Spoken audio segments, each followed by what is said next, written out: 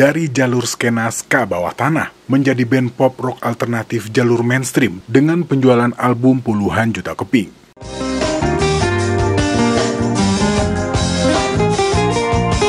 Era musik tahun 90-an selalu menarik perhatian. Setelah era glam metal yang penuh kontroversi, grunge pun hadir dengan kisah kelam yang selalu disisipkan kepada para pelaku musiknya. Kehadiran grunge juga berdampak kepada banyaknya band yang kandas dan ditinggalkan oleh para elit perusahaan rekaman, dengan alasan grunge akan mendatangkan keuntungan yang lebih besar. Tapi nggak semua band putus asa dengan situasi ini. Salah satunya No Doubt. Walaupun diawali dengan kisah tragis dan kisah romansa yang gagal, No Doubt tetap teguh pada identitas musik mereka yang unik dengan elemen ska, punk, dan pop, yang juga disebut dengan two-tone. Meskipun album debut mereka kurang berhasil secara komersial, mereka tidak menyerah pada situasi. Dan inilah sekilas kisah tentang perjalanan No Doubt.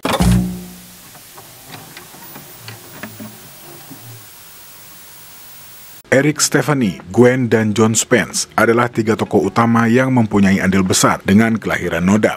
Eric dan Gwen merupakan dua kakak beradik dari pasangan Dennis Stefani yang merupakan keturunan Amerika Italia dan sang ibu Patty Flynn yang berdarah Irlandia Amerika.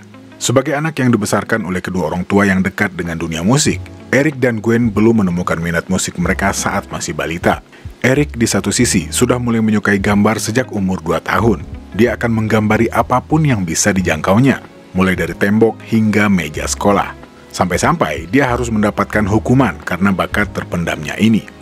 Eric, Gwen, dan kedua adiknya tumbuh di rumah yang gak asing dengan musik. Orang tua mereka menyukai lagu-lagu folk, selain Bob Dylan dan Emmylou Harris. Selain itu, sang ayah, Dennis Stefani, juga adalah seorang instruktur gitar di sebuah perguruan tinggi. Dan sang ibu adalah seorang pemain harpa. Walaupun saat kecil Eric sempat mendapatkan pelajaran piano dari sekolah musik, tapi sepertinya perkembangannya nggak seperti yang diharapkan. Sebagai anak yang tumbuh di sebuah keluarga Katolik yang cukup taat, Eric dan Gwen tidak banyak bergaul semasa kecilnya. Gwen Stefani yang lahir pada tanggal 3 Oktober tahun 69 ini sempat mengaku kalau dia termasuk anak yang pasif. Sementara kakaknya selalu berpartisipasi dengan bakat menggambarnya.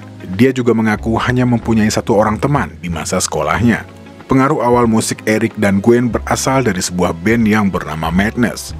Gwen mengingat pada saat itu Eric membawa pulang sebuah rekaman dari band ini, sebuah band ska yang berasal dari London, selain band-band seperti The Selecter, The Specials, dan The Untouchables. Di satu sisi, dunia pendidikan mereka sepertinya juga layaknya anak-anak normal lainnya. Selain Eric yang cukup berprestasi di bidang gambar, yang pada akhirnya juga menjadi jalan yang dipilih oleh Eric dalam menyalurkan bakat seninya, Gwen sepertinya juga termasuk rata-rata dalam bakat seninya. Bahkan katanya Eric yang memaksa Gwen untuk pertama kalinya tampil bernyanyi pada sebuah pertunjukan bakat di sekolah mereka. Singkat cerita, di saat mereka mulai menginjak usia remaja, Eric dan Gwen pun mulai mencoba peruntungan mereka dengan bekerja di Dairy Queen. Sekedar informasi, Dairy Queen adalah sebuah restoran cepat saji yang cukup populer di Amerika sana. Dan disinilah untuk pertama kalinya mereka bertemu dengan seorang remaja Afrika Amerika penyuka punk rock yang bernama John Spence. Dan hubungan pertemanan mereka yang dilandasi minat musik yang cukup kuat ini berkembang menjadi sebuah kesepakatan untuk membuat sebuah band. Dengan beberapa personil lain, mereka pun mulai merintis karir musik mereka. Jerry McMahon pada gitar, Chris Lille pada bass, Chris Webb di drum, Eric pada keyboard, Gwen backing vokal, dan John sebagai vokalis utama mereka. Karena ini band ska, pastinya ditambah dengan 3 personil sebagai brass section. Sebelum menggunakan nama No Doubt, band ini terlebih dahulu menamakan diri mereka dengan Apple Core. Nama No Doubt sendiri terinspirasi dari kata-kata yang sering diucapkan oleh John Spence. Band dengan formasi tambahan alat tiup mungkin belum menjadi hal yang lumrah pada saat itu.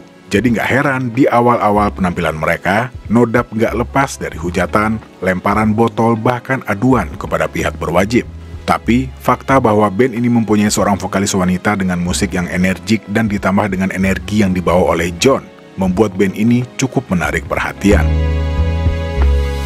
Sedikit informasi, ska yang mulai masuk ke Amerika semenjak tahun 80-an, pada saat itu mungkin belum sepopuler pada pertengahan hingga akhir era 90-an. Band-band seperti The Uptones di Berkeley, California, dan The Toasters di New York City punya andil yang cukup besar memperkenalkan ska ke anak-anak muda Amerika.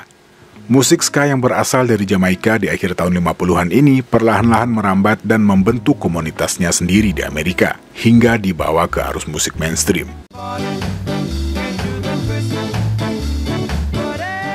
Balik lagi, pertemuan mereka dengan Tony Cannell terjadi pada saat show pertama band ini. Tony adalah salah satu dari penonton yang hadir di pertunjukan tersebut, dan juga merupakan sahabat dari Chris, drummer No Doubt pada saat itu. Dan entah bagaimana ceritanya, tak lama berselang Tony Cannell bergabung dengan No Doubt. Dan walaupun pada awalnya Tony sempat menolak, dia pun menjalin hubungan asmara dengan Gwen tanpa sepengetahuan personil lain. Jadi waktu itu katanya ada perjanjian di antara mereka, kalau sesama anak band dilarang pacaran. Oke, lanjut. Tony Cannell, seorang pemuda berdarah India dan Pakistan, lahir di London pada tanggal 27 Agustus tahun 70. Tony besar di London, walaupun sebelumnya sempat tinggal di Toronto bersama keluarganya dan kembali ke London. Tapi pada saat Tony berumur 11 tahun, orang tuanya memutuskan untuk kembali menginjakkan kaki mereka di Amerika dan menetap di Anaheim, Orange County, California. Tony pada awalnya bermain saksofon, karena menurut ayahnya, Tony sangat menyukai instrumen tersebut. Tapi, saat mulai memasuki sekolah menengah atas, Tony memutuskan untuk bermain bass. Tony sendiri bergabung dengan No Doubt pada saat dia berumur 16 tahun. Dan gak cuma bermain bass, Tony juga adalah manajer dari band ini. No Doubt di satu sisi terus bermain dan mulai mengumpulkan base penggemar mereka yang diwarnai dengan hubungan khusus Tony dan Gwen, dan dengan John sebagai frontline mereka. Gwen mengenang, John sebenarnya nggak terlalu bisa bernyanyi, dia hanya berteriak, menjerit, dan melakukan salto, dan saya adalah pembantunya. Pada awalnya No Doubt hanyalah sekumpulan orang-orang yang tidak tahu cara memainkan alat musik. Mereka hanya mencoba meniru musik yang mereka suka, yaitu ska, kenang Gwen. Singkat cerita, No Doubt mulai dikenal. Beberapa show yang mereka adakan mulai ramai penonton. Mulai dari pesta di Anaheim dan Los Angeles, membuka Red Hot Chili Peppers, dan beberapa pertunjukan dengan band ska lainnya. Karir No Doubt terus dan terus membaik. Bahkan mereka akan merencanakan bermain di Roxy Theater untuk bertemu dengan beberapa petinggi perusahaan rekaman besar. Tapi, sebelum hari penting itu datang, tiba-tiba berita mengejutkan datang tanpa firasat terlebih dahulu.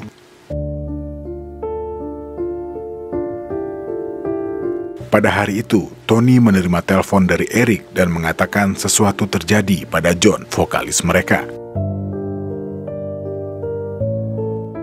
John Spence ditemukan tak bernyawa akibat bundir. Spence ditemukan tak bernyawa di dalam mobilnya pada bulan Desember tahun 87.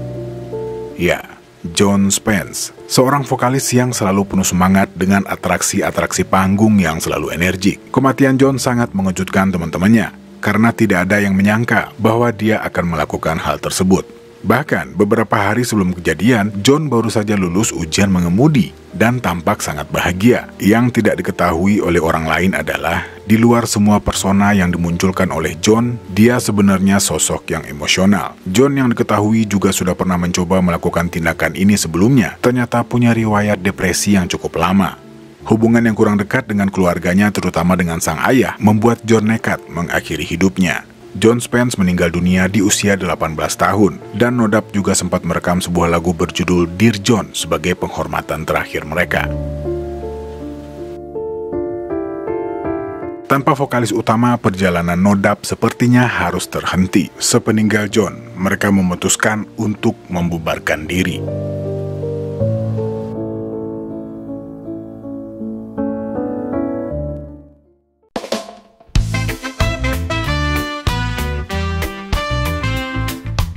Beberapa minggu setelahnya, mereka kembali berkumpul dan duduk bersama serta membicarakan apa yang akan mereka lakukan selanjutnya. Setelah berunding, mereka memutuskan untuk terus berjalan. Dengan keyakinan inilah yang juga diinginkan oleh John. Dengan membagi tugas vokal dengan Alan Mead, sang pemain trompet, No Doubt memulai kembali perjalanan musik mereka. Sebelum Alan pada akhirnya juga mengundurkan diri di sekitaran tahun 89, yang akhirnya menjadikan Gwen Stefani sebagai satu-satunya vokalis No Doubt.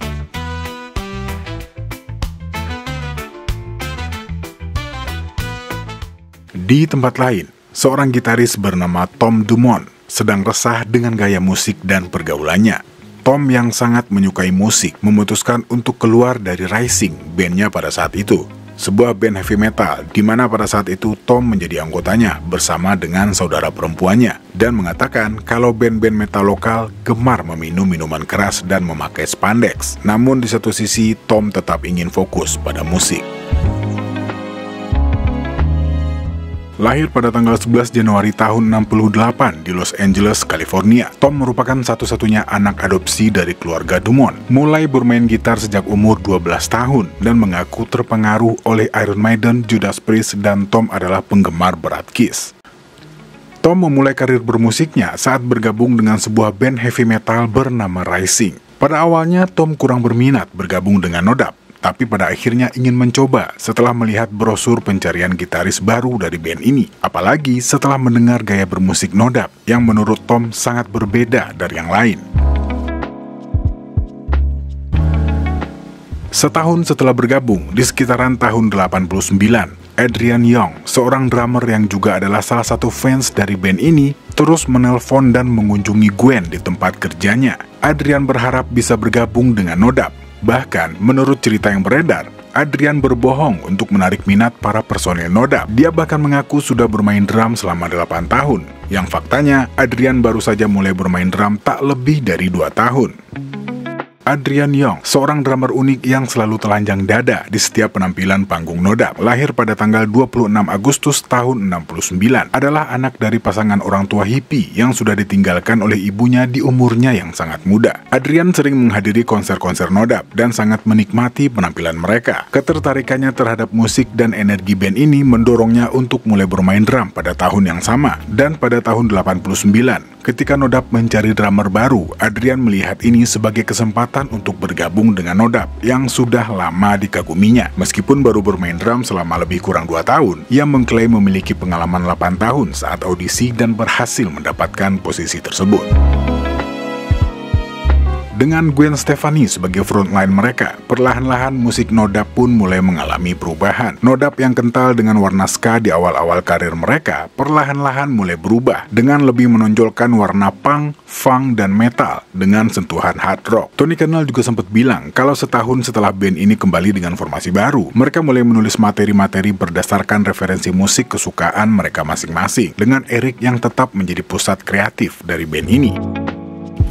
Bagi Gwen sendiri, menjadi seorang vokalis band yang didominasi oleh para pria dengan gaya musik yang cukup keras menjadi tantangan tersendiri. Apalagi pada waktu itu band punk atau rock dengan vokalis wanita sangat jarang. Yang mulai naik daun pada waktu itu kayaknya baru Hall sama Blondie ya. Ada yang lain nggak? Oke, lanjut. Untuk mendapatkan perhatian label rekaman juga nggak mudah. Apalagi Nodab dikenal sebagai band ska yang pada saat itu masih awam bagi pasar musik mainstream. Walaupun mereka sudah punya cukup banyak penggemar dan mendapat spot di Roxy Music dan Whiskey A Go Go, tapi sepertinya pihak label belum berminat mengontak Nodab.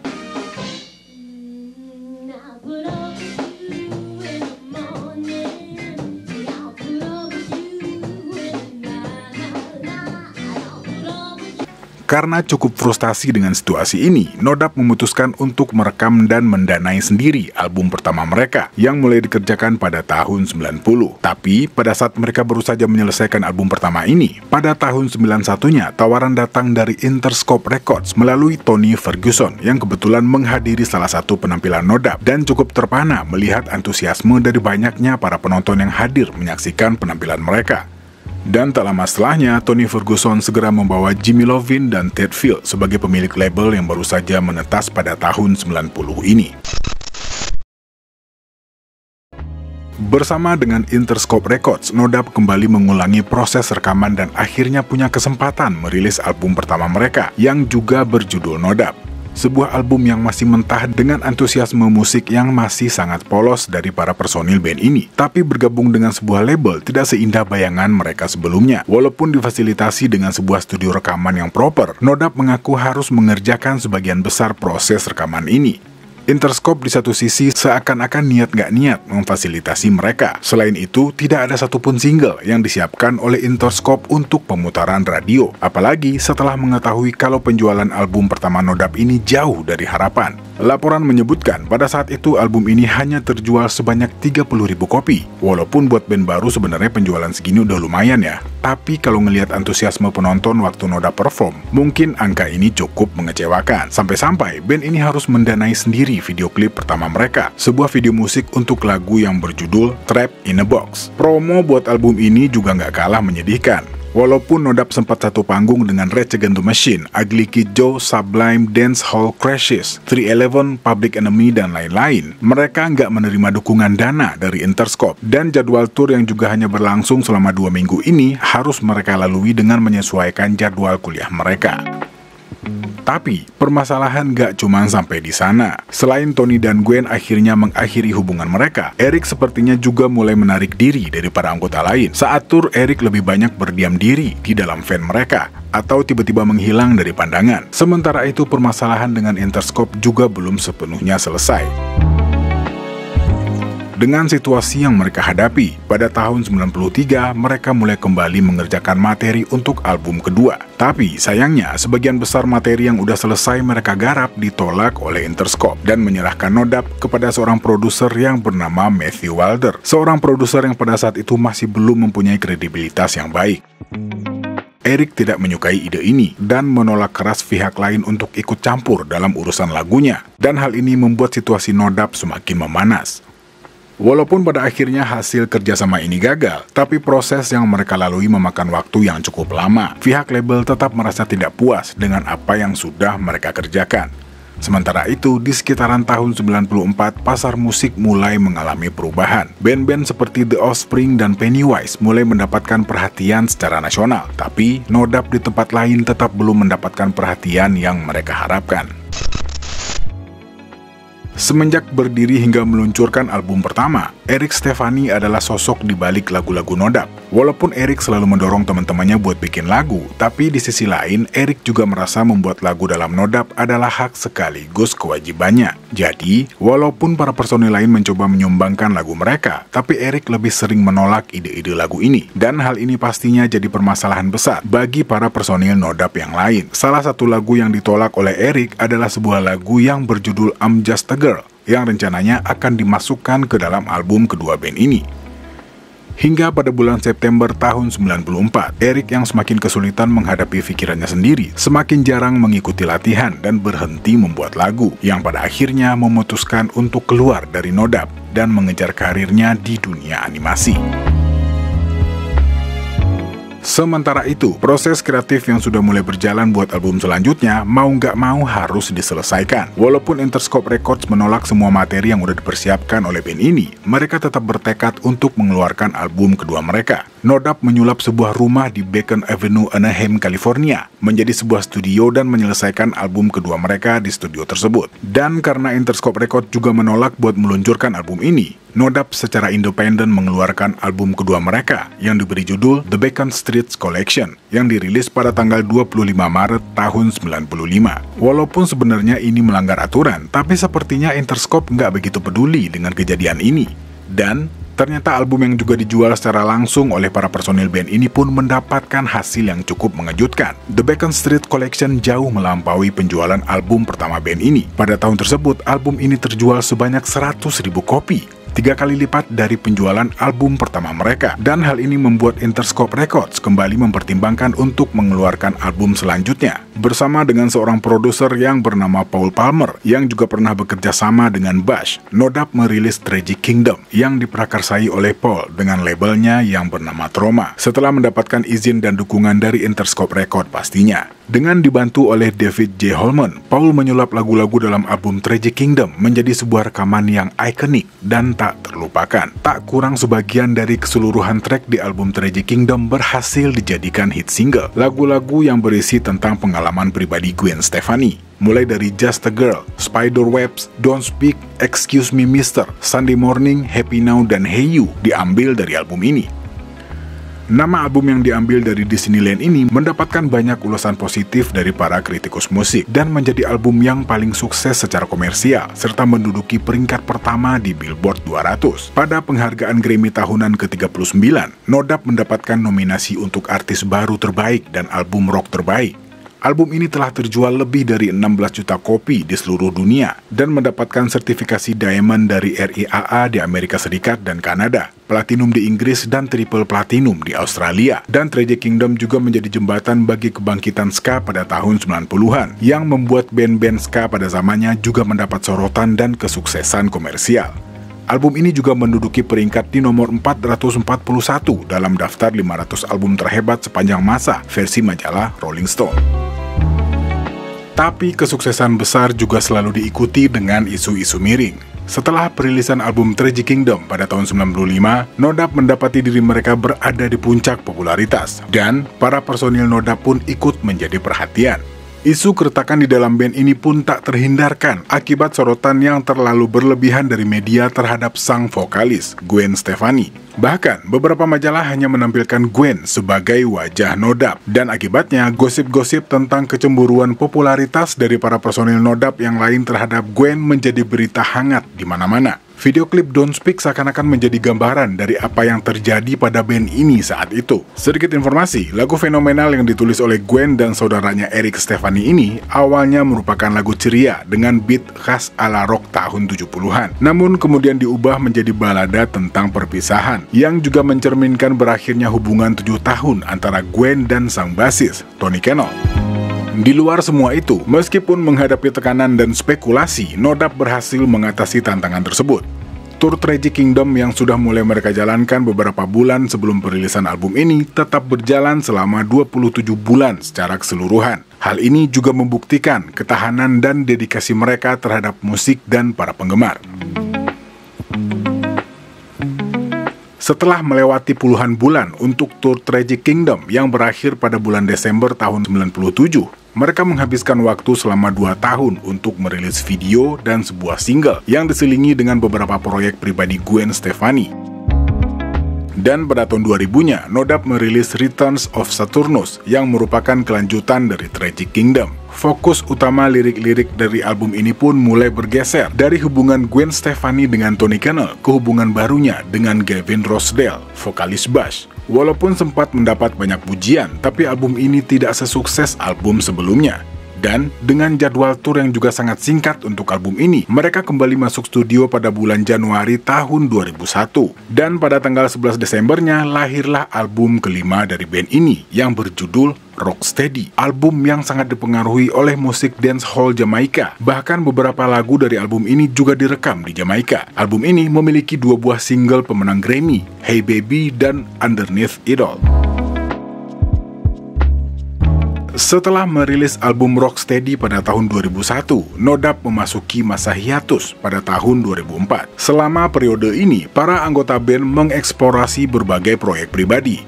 Gwen Stefani memulai karir solo yang sukses dengan merilis 2 album, Love Angel Music Baby pada tahun 2004 dan The Sweet Escape pada tahun 2006. Sementara itu, gitaris Tom Dumont fokus pada keluarganya dan terlibat dalam produksi musik serta proyek sampingan bernama Invisible Overlord. Di tempat lain, Tony Kanal mengasah keterampilannya sebagai produser musik, bekerja sama dengan berbagai artis. Sementara itu, Adrian Young juga menghabiskan waktu bersama keluarganya dan menyalurkan minatnya dalam olahraga golf. Setelah hampir 1 dekade menjalani proyek masing-masing, No Doubt kembali bersatu dan merilis album ke-6 mereka yang berjudul Push and Shove pada tanggal 21 September tahun 2012. Album ini menandai kembalinya mereka ke industri musik setelah 11 tahun sejak perilisan Rocksteady. Push and Shove menampilkan kolaborasi dengan produser ternama dan memadukan berbagai genre, termasuk ska, dub, dan reggae fusion. Meskipun menerima berbagai ulasan, album ini menunjukkan evolusi musikal No Doubt dan dedikasi mereka terhadap penggemar yang setia. So, No Doubt, makin kesini jujur aja saya nggak begitu ngikutin ya berita-berita tentang band ini, tapi mungkin berita tentang Gwen yang paling banyak seliweran di internet. Dan ya, kayaknya sekian dulu video kali ini. Ini lumayan panjang videonya, mudah-mudahan gak bikin bosen. Insya Allah kita ketemu lagi di video selanjutnya. Saya Al pamit. Assalamualaikum warahmatullahi wabarakatuh.